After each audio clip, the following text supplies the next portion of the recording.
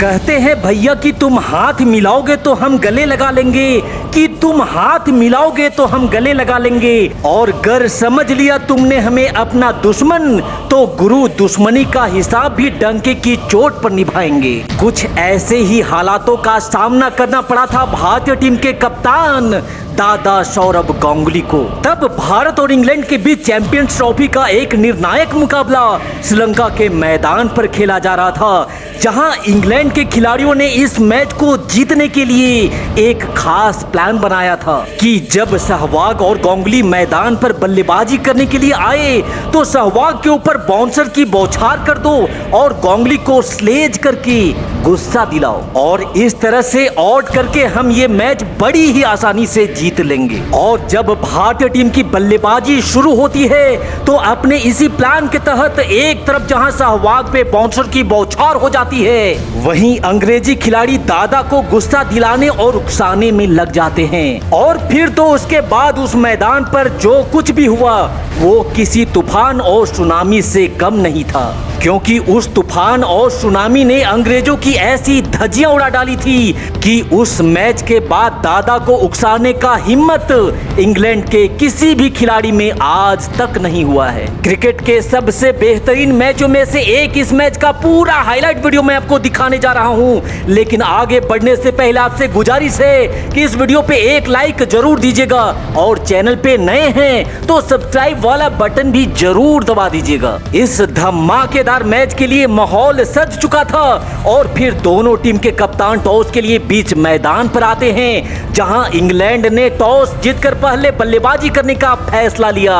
लेकिन आशीष नेहरा ने गेंद से सनसनी मचाते हुए पहले तो मार्कस ट्रेस्कॉटी को बिना खाता खोले ही पवेलियन के बाहर का रास्ता दिखाया और फिर अंग्रेजी कप्तान नासिर हुसैन को भी मात्र 1 रनों पे नेहरा ने अपना शिकार बनाते हुए भारत को बेहतरीन शुरुआत दिलवाई।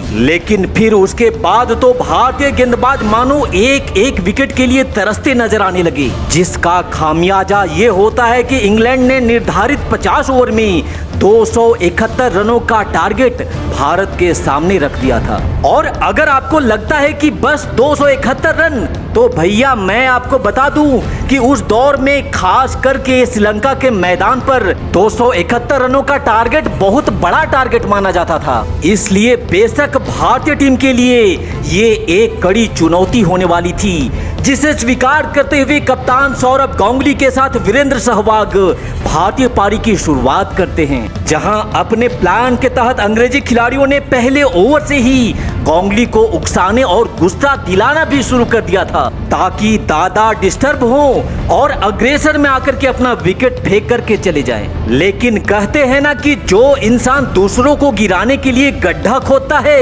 एक दिन वही इंसान खुद उसी गड्ढे में गिर जाता है। यही होने वाला था अंग्रेजी कप्तान नासिर हुसैन के साथ। यहाँ शुरुआत के पहले 3 ओवर तक इन दोनों बल्लेबाजों ने काफी संभल करके और संयम के साथ बल्लेबाजी करी, लेकिन सहवाग के बल्ले को खामोश रख पाना आसान कहां होता है। यहाँ सहवाग ने फ्लिंटॉफ को रडार में लेकर चौका ठोक धमाके का आगाज शुरू कर दिया था, और फिर उसकी अगली गेंद पर सहवाग ने लाजवाब टाइमिंग कर डाउन द ग्राउंड गेंद को बाउंड्री के बाहर भेज फ्लिंटॉफ की धड़कनों को तेज कर दिया था। यहाँ एक छोर से गांगुली अभी तक बॉल और पिच को परखने में लगे थे, लेकिन सहवाग अगले ओवर में भी एक और चौका लगा अपना अटैकिंग मोड जारी रखे हुए थे।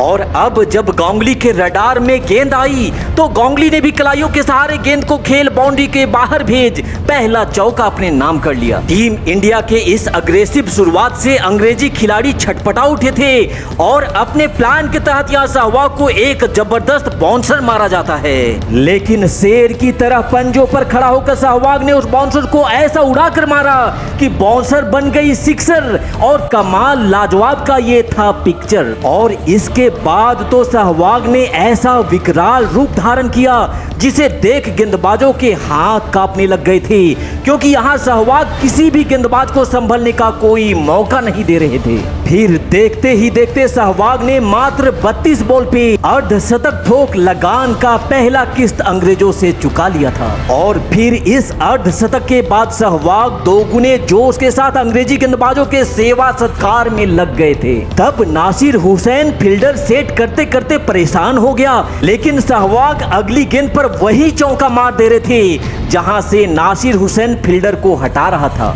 उस मैदान का ऐसा कोई कोना नहीं बच गया था जहां से गुजरकर गेंद बाउंड्री के पार ना की हो।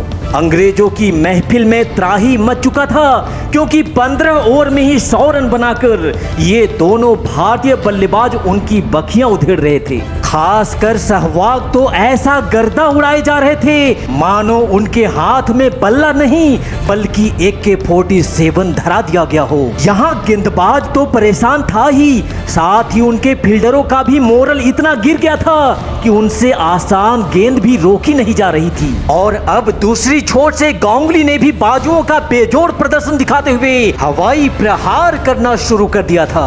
और दूसरी छोर से सहवाग तो पहले से ही अंग्रेजों के नाक में दम किए हुए थे।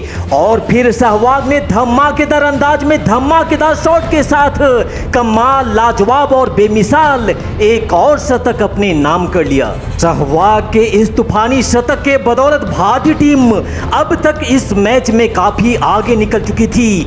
और अब अपने टीम को मजबूती में देख दादा ने भी बेखौफ अंदाज में हवाई फायर करते हुए इतना बड़ा छक्का मारा कि एक पल के लिए लगा कि कहीं गेंद आसमान में गुम ना हो जाए। और उसकी अगली ही गेंद पर दादा का एक और हवाई फायर, और इतनी बड़ी बाउंड्री होने के बाद भी ये दोनों भारतीय बल्लेबाज मैदान पर बाउंड्री की झड़ी लगाए हुए थे।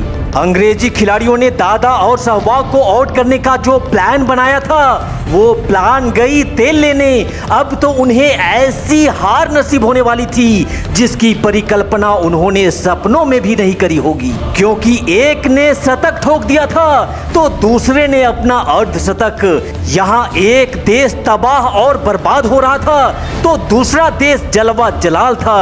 हालांकि अंततः उन पे रहम खाकर सहवाग 104 बॉल में 126 रन बना करके अपना विकेट उन्हें दान जरूर कर देते हैं। लेकिन अब जो कुछ कसर बाकी रह गया था उसको पूरा करने का जिम्मा गांगुली ने अपने कंधों पे उठाया।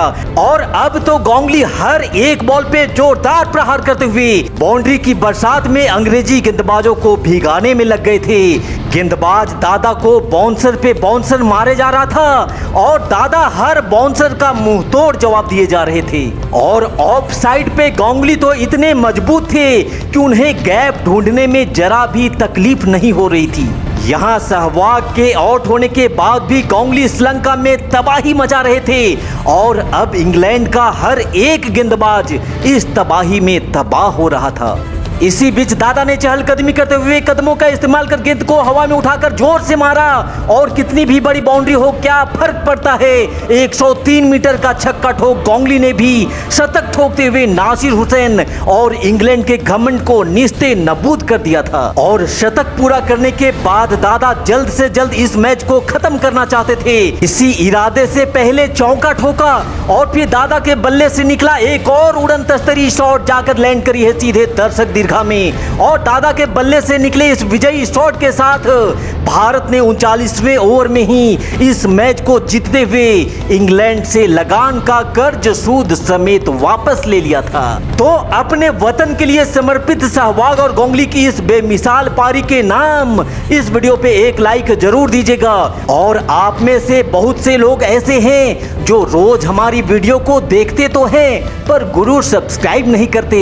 उन सभी दोस्तों से निवेदन है कि आज सब्सक्राइब वाला बटन भी याद करके जरूर से दबा दीजिएगा।